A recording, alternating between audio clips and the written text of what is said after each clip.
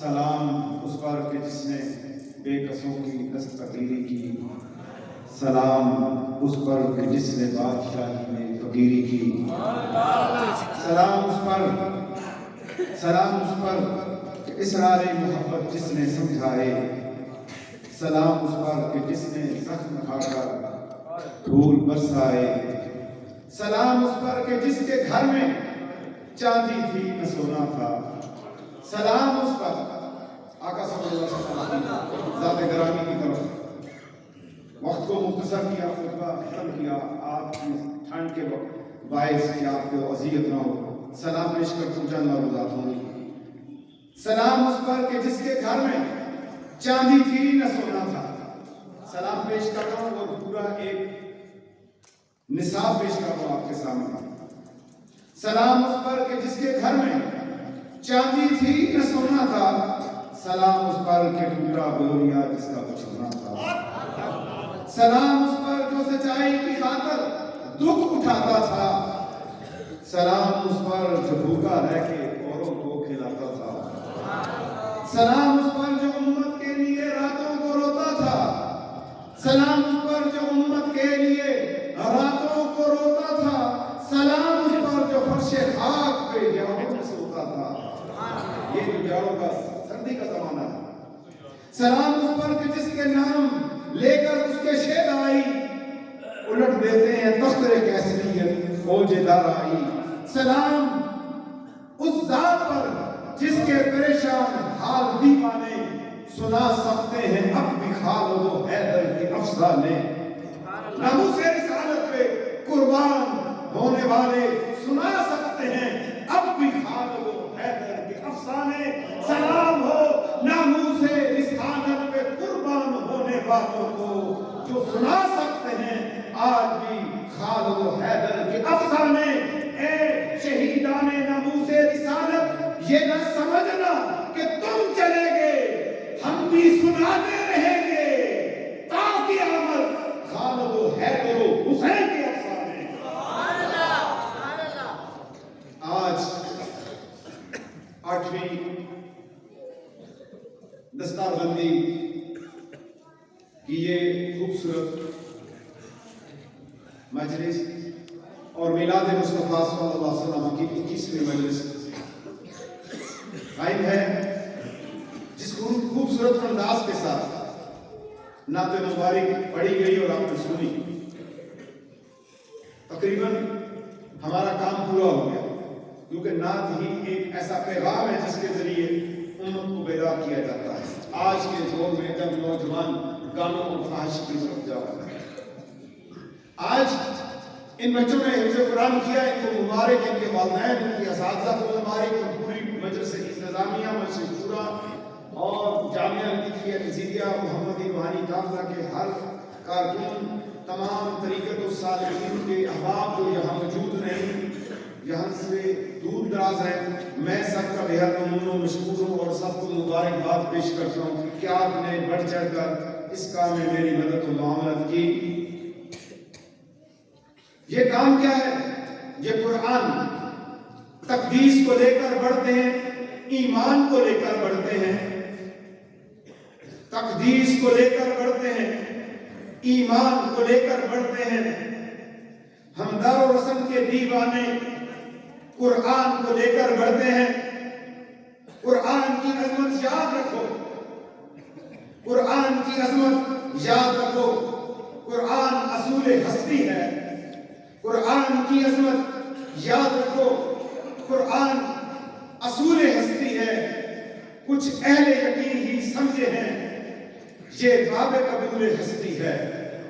قرآن کی عظمت یاد رکھو، قرآن اصول ہستی ہے، تقدیس کو لے کر بڑھتے ہیں، ایمان کو لے کر بڑھتے ہیں، قرآن و سنت کو پھیلاتے ہیں، دن رات ان کے اجالے ہیں، یہ نوجوان نسل بڑھ رہی ہے۔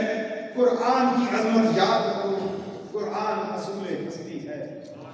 ہماری زندگیوں میں قرآن کی تعلیمات آ جائیں، ہماری زندگی میں اس صاحب کی سنت آ جائے جو صاحب قرآن ہے، جس کے لیے نظام حیات کو قائم کیا گیا، جس کے لیے قرآن کو متعارف کرایا گیا، جس نے آ کر قرآن نازل کرنے والے کو متعارف کرایا، اللہ کی توحید کا پیغام دیا۔ رب اپنے محبوب کا تعارف کراتا ہے، محبوب رب کا تعارف کرا رہا ہے۔ کتنی عظیم ہستی اللہ نے دی، جن کی بدولت ہمیں ایمان، قرآن اور اسلام ملا۔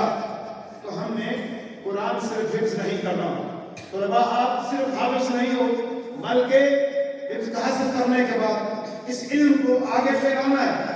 عملی طور پہ آپ نے پوری محنت کے ساتھ اس کام کو جاری و ساری رکھنا ہے، اور ابھی کام ہوتا نہیں ہے، آگے اور مناظر ہیں، اس کو طے کرنا ہے، اور ان کے والدین اس میں اہم کردار ادا کریں گے، اور ہم اس وقت تک دنیا میں کامیاب نہیں ہو سکتے جب تک ہم اپنے آپ کو قرآن کے اندر ڈھال نہ دیں،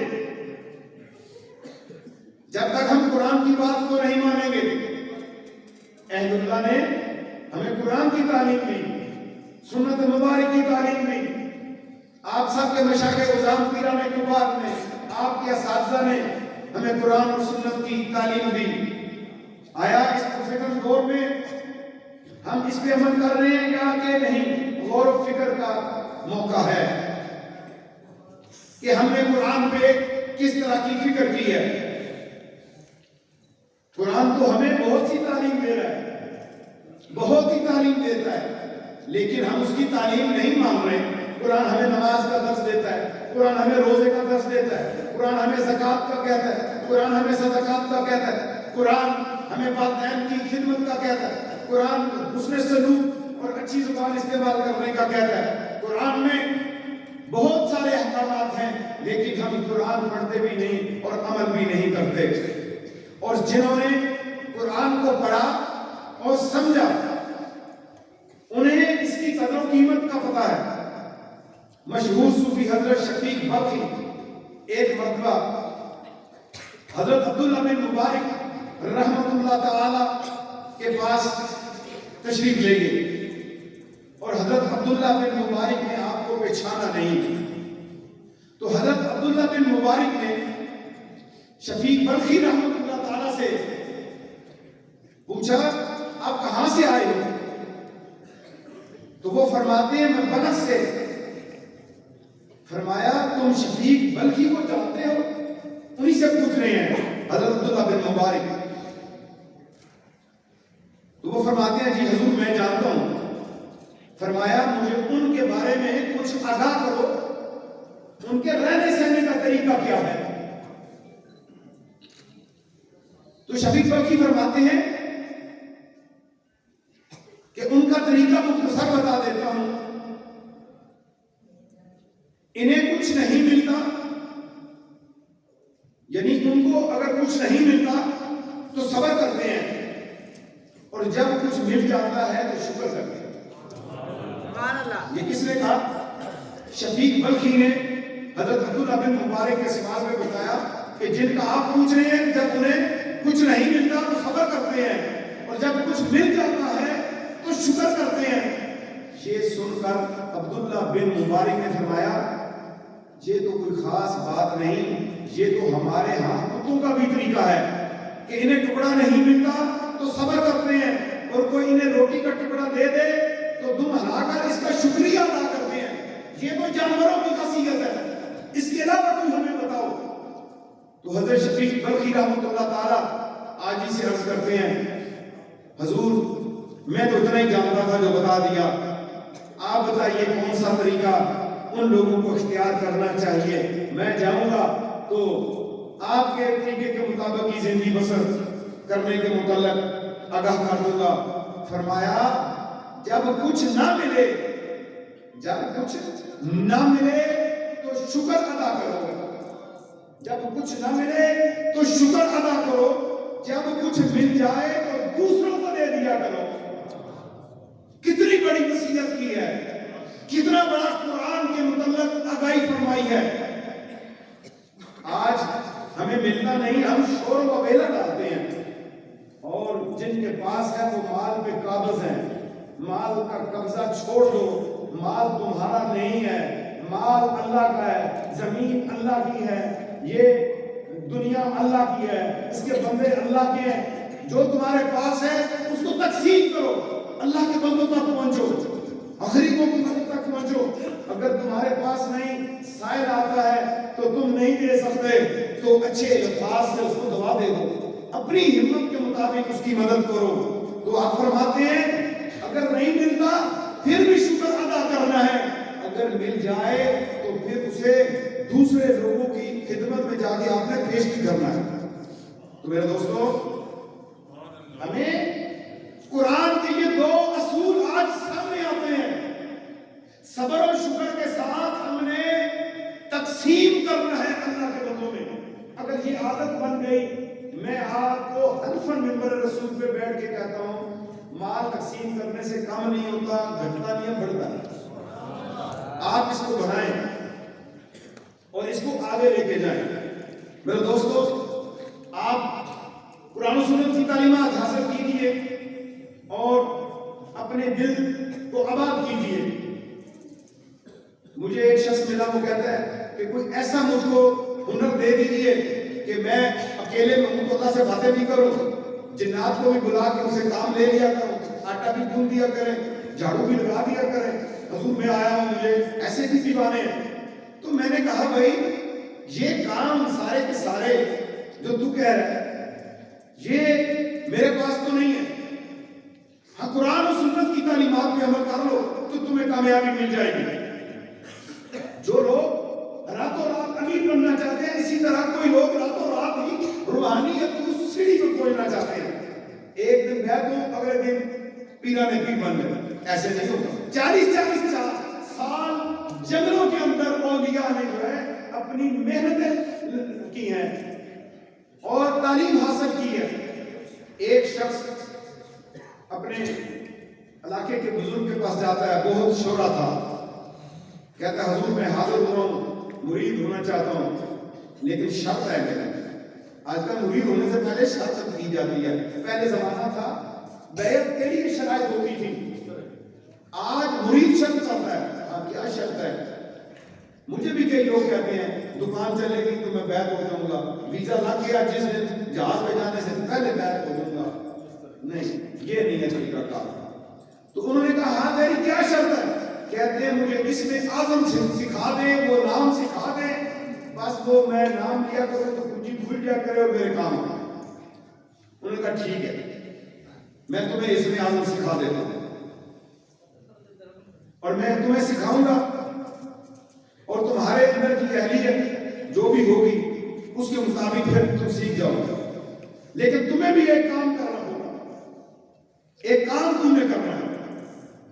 شیخ نے فرمایا تم نے ایک کام کرنا ہے۔ جی حضور، اس میں آپ نے سیکھنا ہے اور مٹھی میں ساری دنیا کو بند کرنا ہے، میں ایک ہی دو کروں گا، آپ مجھے حکم تو فرمائیں، میں ابھی وہ کام کرتا ہوں۔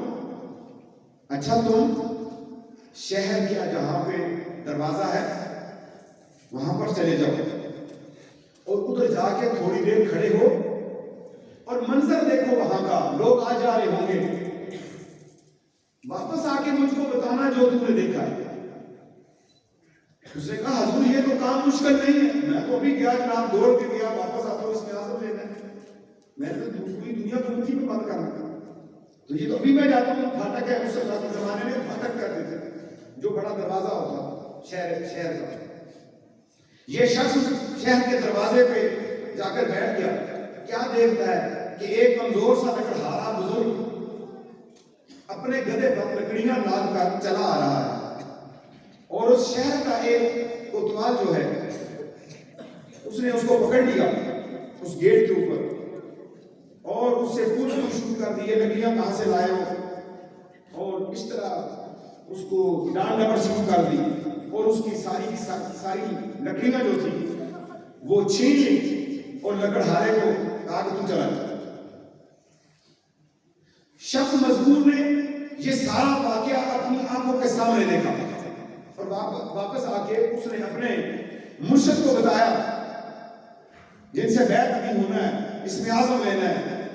حضور میں نے یہ دیکھا کہ ایک بندہ بڑا غریب اور مسکین کمزور سا لکڑیاں جنگل سے لے کے آ رہا ہے، صفائی اسے روک کے اس کی لکڑیاں چھین لی ہیں اور اسے ڈانٹ ڈپٹ بھی کی ہے۔ تو آپ فرماتے ہیں اے اسم اعظم لینے والے، تو نے واقعہ سارا دیکھا، اگر تیرے پاس اسم اعظم ہوتا تو اس موقع پہ کیا کرتا؟ وہ کہتا ہے حضور آپ دیکھیں تو دیکھیں، میرے پاس اسم اعظم ہوتا میں صفائی کی گردن اڑا دیتا،